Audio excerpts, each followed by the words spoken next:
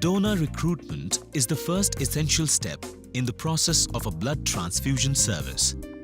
It begins with the screening of prospective donors through the sharing of pre-donation information regarding transmission of transfusion transmissible infections that is provided in the IEC material and counseling.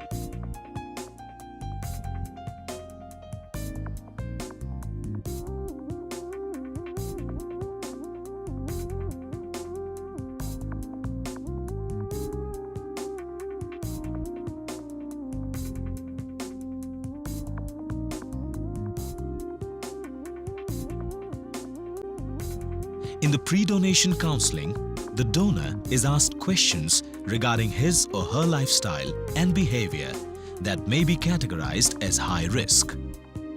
This is an important step to reduce the risk of HIV window period transmission.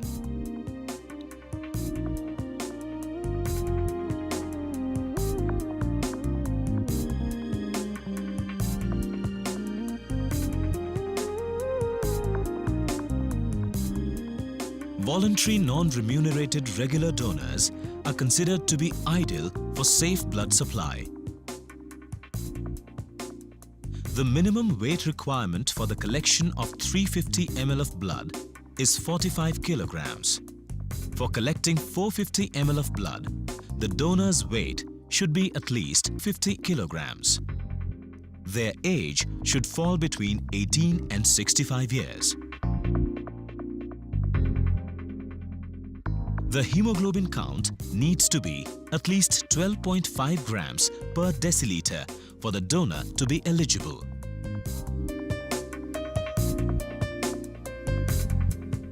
This can be checked using the copper sulfate method. While checking the hemoglobin count, the lancet should not be reused and should be discarded in hypochlorite solution or in a puncture-proof container. The used swab should be discarded in a yellow bag for biomedical waste disposal. During the process of donor selection, the medical officer examines the eligibility of the donor based on his entries in the questionnaire against the criteria for selection of donors. A detailed medical history and a short physical examination is done to ascertain the donor's medical fitness. Based on that, the donor is either accepted or deferred.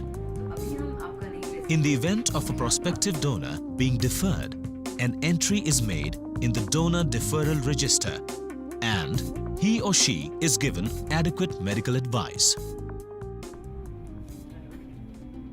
Any major surgeries performed or blood transfusion given to you? Just check your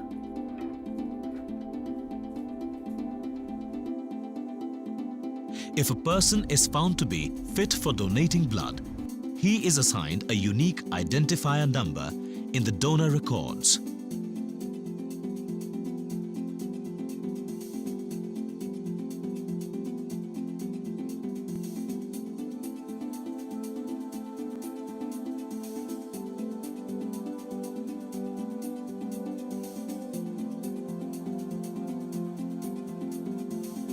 From here begins the process of blood collection. The prospective donor now goes to the blood collection area.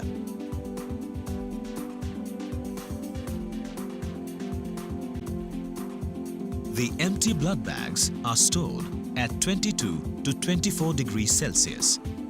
How will you visually inspect the bag chosen for blood collection?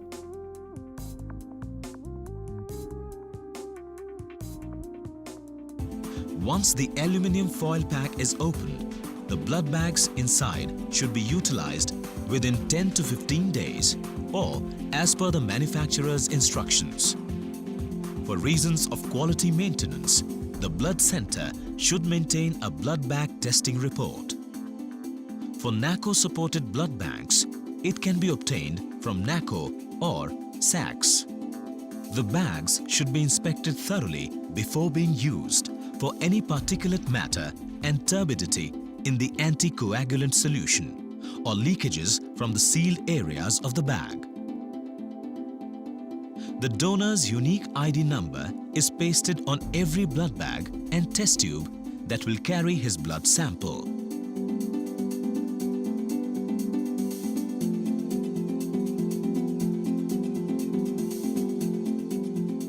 Once the blood bag is inspected and cleared for collection, the blood collection monitor at the donor's couch is set ready. It is important to calibrate and validate the monitor and other equipments before being put to use. The phlebotomy site is cleaned in a circular fashion using 3 cotton swabs of spirit, betadine, and spirit from the center towards the periphery in the presence of the medical officer. It is done in a single stroke of the needle. To maintain a closed system, the blood bag tubing is clamped and released only after the needle has been inserted in the vein. Ideally, the blood bag should be filled within 8 minutes. The donor should be continuously monitored to avoid any complications. In case of a hematoma, the second prick needs a new bag. But if over 100 ml of blood is already collected in the bag, then a second prick is not permitted. How long can the donor be bled when component bags are used for collection? A. Less than 10 minutes. B. Up to 30 minutes. C. Up to 60 minutes. Yes, the correct answer is A. Less than 10 minutes. When an adequate volume of blood is collected, the needle is taken out and pressure is applied to the phlebotomy site to stop the bleeding.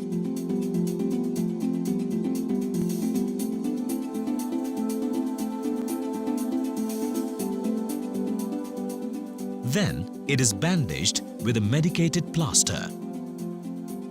The blood bag is disconnected and taken for sample collection, stripping and sealing. It is important to observe biosafety norms by proper disposal of the used needle and attached tubings.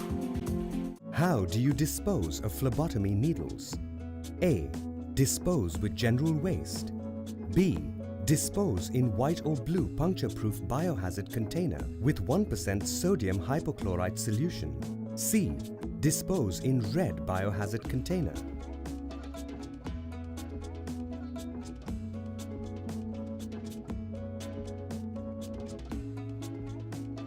Yes, the correct answer is B.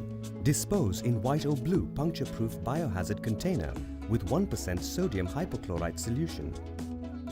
Blood bags intended for platelet separation are then stored at 22 degrees Celsius, else they should be stored at 4 degrees Celsius. The donor is monitored for another 5 minutes before being taken for refreshments.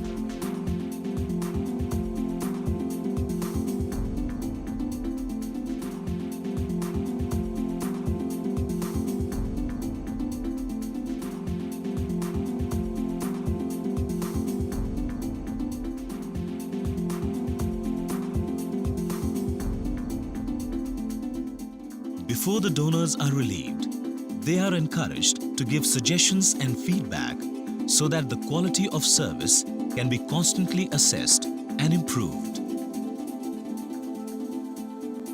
It is estimated that approximately 1% of donors may suffer from vasovagal reaction. How do you manage syncope in a blood donor?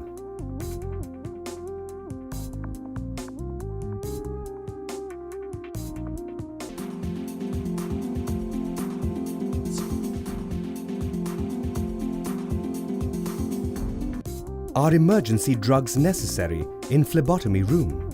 A. No. B. Yes. Yes, the correct answer is B. Yes.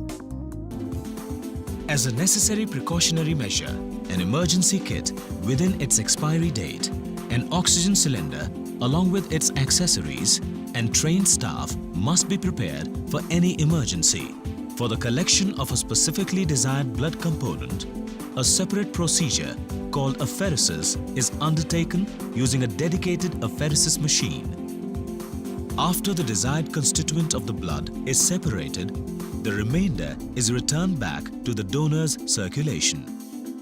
A similar blood collection procedure is followed for outdoor blood donation camps as well as blood mobile vans. For the bulk transport of blood from the collection site to the blood center or from blood center to the storage center, it is important to maintain the cold chain.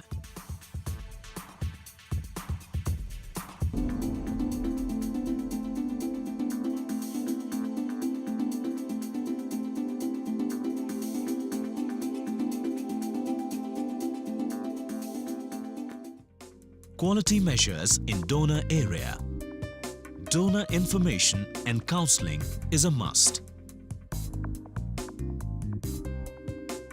Carry out medical history, including high-risk behavior, short physical examination, and hemoglobin estimation. Inspect blood bag for any defect in anticoagulant solution, discoloration, moisture on the surface of the bag, and leakage.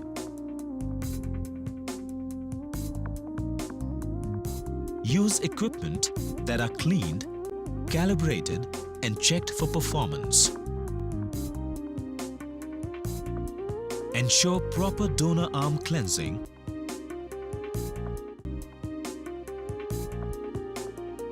Ensure single prick phlebotomy with good flow of blood.